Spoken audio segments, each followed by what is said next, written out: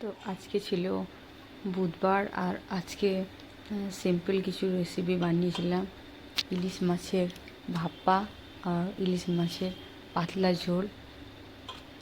কেননা কিছুদিন ধরে নিরামিষ চলছে, তার জন্য আজকে ভাবলাম একটু কিছু ইলিশ মাছ বানাই। তো ইলিশ মাছকে দেখো, প্রথমে আমি টিফিন বক্সে সব কিছু দিয়ে মাখিয়ে ভরে দিলাম। এরপর এটা ভাপাতে বসাবো।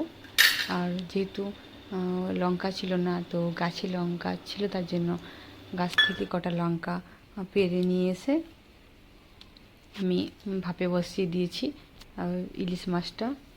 অন্যদিকে আমি মাছের ঝোলটা বানাবার জন্য পাতলা করে ঝোল বানাবো। তার জন্য ঝোলটা বানাবার জন্য মাছটাকে অলরেডি ভেজে রেখে দিয়েছি। আর ভাপার পরে আমি বসাবো ভাত, আর তারপরে বানাবো মাছের ঝোলটা।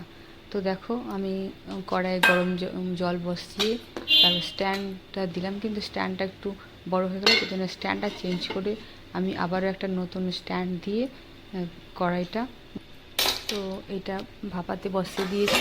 আর ভাপানো হওয়ার পরে আমি তোমাদেরকে দেখাবো। আর এদিকে বললাম তো, আমি মাছের পাতলা ঝোল বানাবো, তার জন্য মাছটাকে হালকা করে ভেজে রেখেছি। তো দেখো, মাছের ঝোলটা এতে আমি ভাজা মাছটি দিয়ে দিলাম।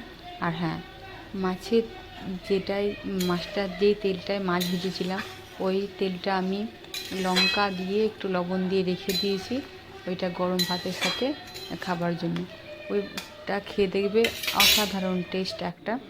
তো চলো, আমার মাছ কমপ্লিট। তো দেখায় এই রয়েছে ভাপা, যা দেখতেও সুন্দর হয়েছিল, খেতেও খুব সুন্দর হয়েছিল। তো চলো, আমি ভাতটা বেড়ে দিই, তারপর তোমাকে দেখাচ্ছি আজকের মেনুতে কী ছিল।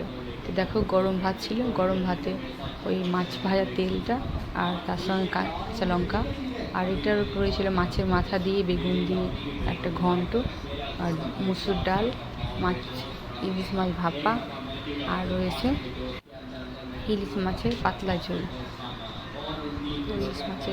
ঝোল। তো এই ছিল আজকের মেনু। আর আমি দেখো, ওকে পরিবেশন করে দিয়ে দিয়েছি। ওকে দেওয়ার পরে আমি বাবানের জন্য ভাতটা বের করে নিয়েছি। তো